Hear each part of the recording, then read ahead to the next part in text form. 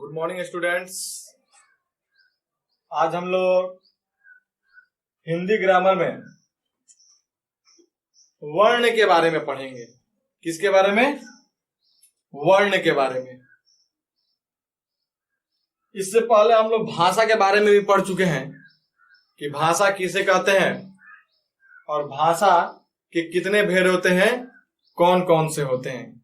और भाषा के बाद एक लास्ट पॉइंट हम लोग पढ़े थे, लिपि। ठीक है कि लिपि क्या है। अब हम लोग पढ़ेंगे वर्ण के बारे में। किसके बारे में? वर्ण के बारे में। किसमें? हिंदी व्याकरण में।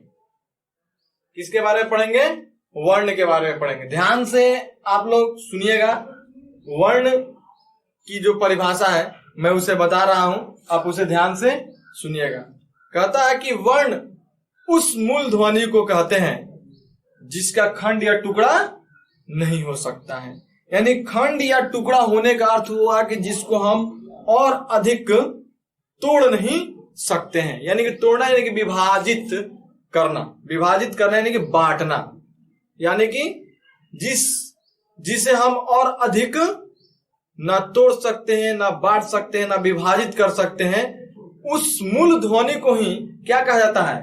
वर्ण कहा जाता है। क्या कहा जाता है? वर्ण कहा जाता है।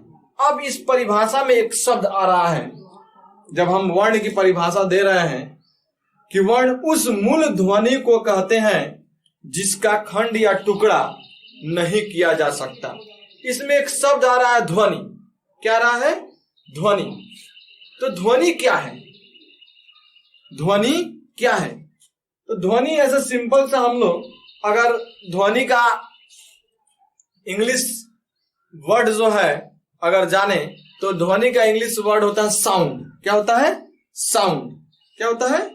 साउंड होता है। यानी कि जो कुछ हम बोलते हैं और हमारे बोलने से जो उत्पन्न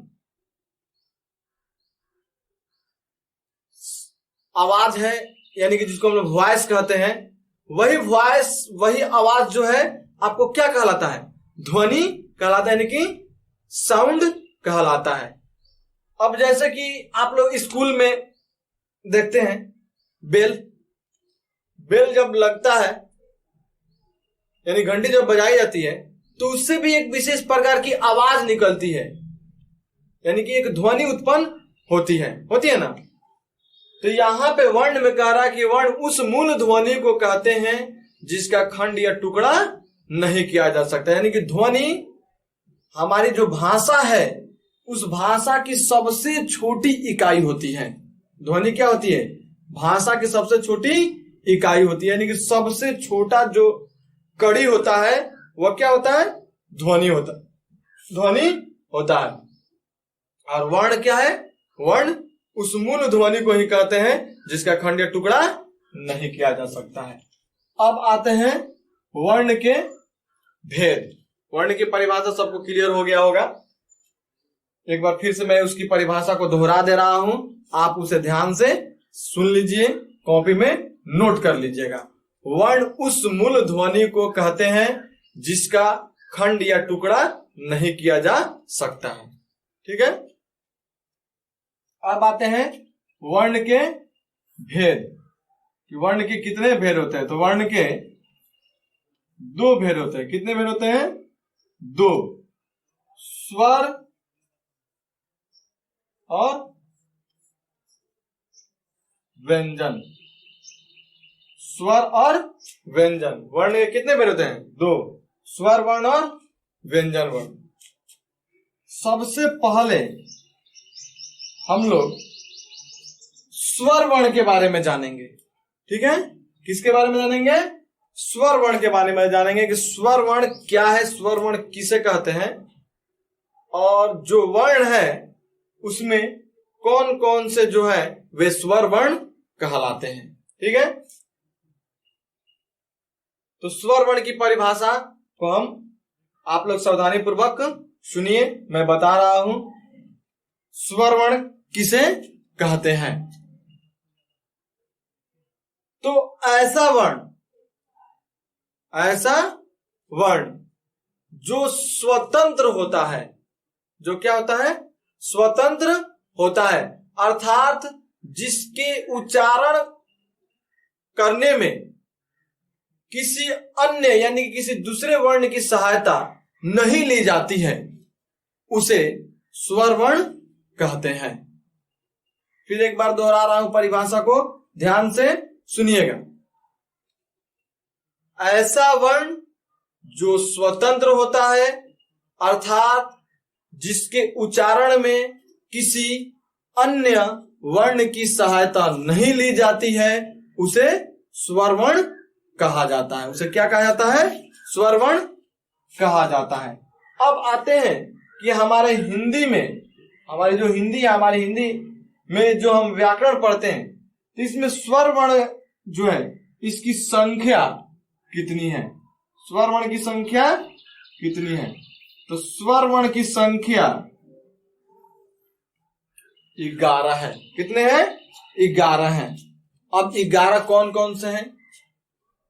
हम लोग नीचे क्लासेज में, लोअर जो क्लासेस हैं उसमें हम लोग पढ़े हैं, स्वर वर्ण पढ़े होंगे LKG UKG में, अ, आ, ई, उ, री, ए, ऐ, ओ, औ, अं, अह।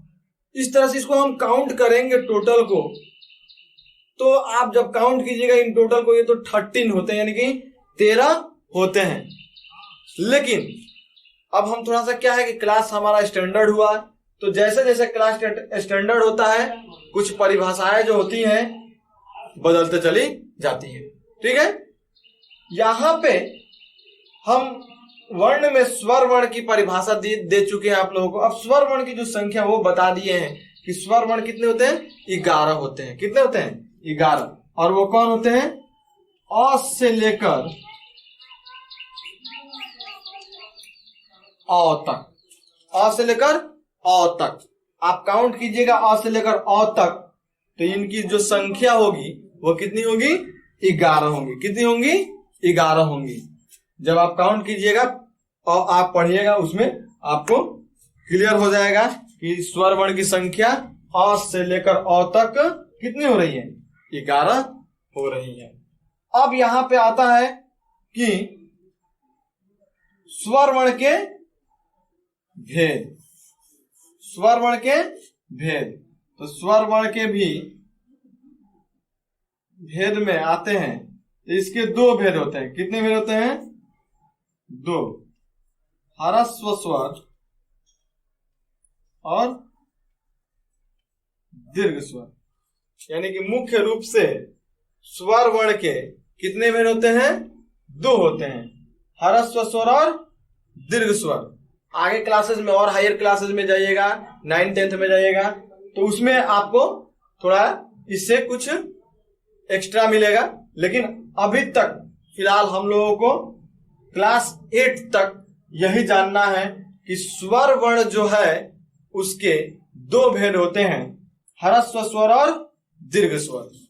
ह्रस्व स्वर और दीर्घ स्वर। अब आता है बात की ह्रस्व स्वर किसे कहते हैं। हम लोग तो स्वर वर्ण में देख चुके हैं कि स्वर वर्ण की जो संख्या है वो 11 है, अ से लेकर अ तक। नहीं, अब इसमें आता है कि ह्रस्व स्वर किसे कहते हैं। तो ऐसा स्वर वर्ण जिसके उच्चारण में अल्प समय लगता है, अल्प यानी कि बहुत कम समय लगता है, उसको ह्रस्व स्वर कहा जाता है। क्या कहा जाता है?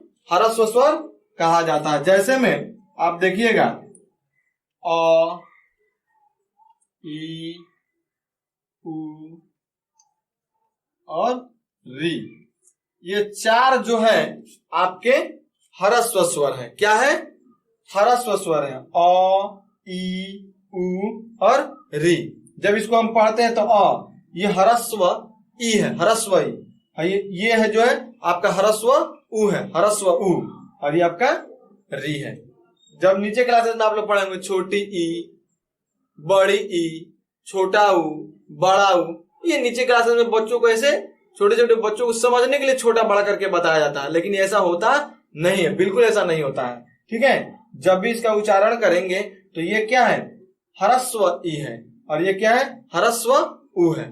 ठीक है, इसके उच्चारण में ये हम बताए भी कि ह्रस्व स्वर यानी कि ऐसा स्वर जिसके उच्चारण में अल्प समय लगता है, यानी कि बहुत कम समय लगता है, उसको क्या कहा जाता है, ह्रस्व स्वर कहा जाता है। और इसकी संख्या कितनी होती है, 4 होती है। बाकी 11 था टोटल, 7 बच गया, 7 आपका 7 जो बच रहा है वो आपका दीर्घ में आ जाएगा, जो भी 7 इसमें बच रहा है। आप उसमें देखिएगा तो आएगा आ, ई, उ, ए, ऐ, ओ, औ। ठीक है, ये आपके 7 होंगे, 1 2 3 4 5 6 7 है। ठीक है, अब यहां पर देखिए, यहां पर अगर हम यहां पे अ बोलते हैं, अ बहुत कम समय लगा, आ थोड़ा सा इससे ज्यादा समय लगा कि नहीं लगा। ये बोलेंगे ई, इसको बोलेंगे ई, ये क्या है, उ, इसको बोलेंगे उ। ठीक है, यानी कि थोड़ा सा अधिक समय लेकर बोलेंगे। यानी कि अब दीर्घ स्वर जो है, यानी कि ऐसा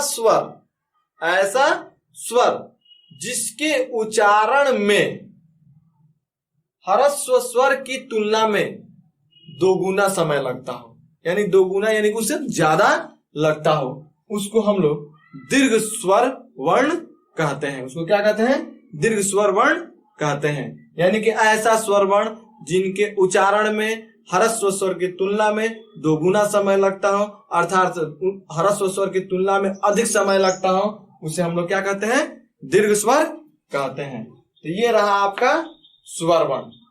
ठीक है, स्वर वर्ण सबको क्लियर हो जाना चाहिए। आप वीडियो को थोड़ा सा प्रीव्यू करके यानी कि पीछे करके 1-2 बार देखिएगा, आपको स्वर वर्ण एकदम क्लियर हो जाएगा। ठीक है, तो आज हम लोग इतना जाने हैं स्वर वर्ण तक ही। तो आज के वीडियो में बस इतना ही। मैं आप लोगों को कुछ क्वेश्चन दे रहा हूं, आप लोगों को उसे करना है। ठीक है, पहला क्वेश्चन रहेगा आपका,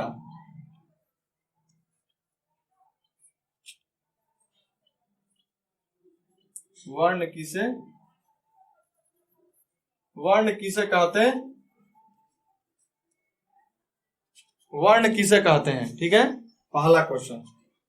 दूसरा रहेगा, ध्वनि किसे कहते हैं। तीसरा रहेगा,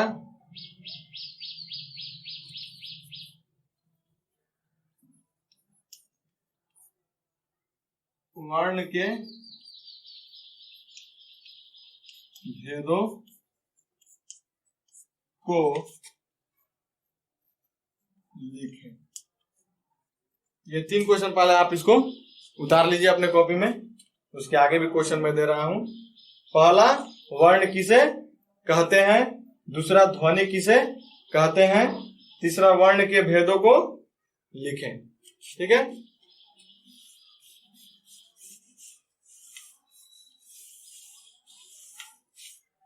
चौथा क्वेश्चन है आपका, स्वर वर्ण किसे कहते हैं।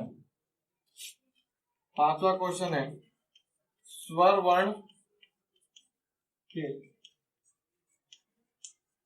भेदों को सोदाहरण परिभाषित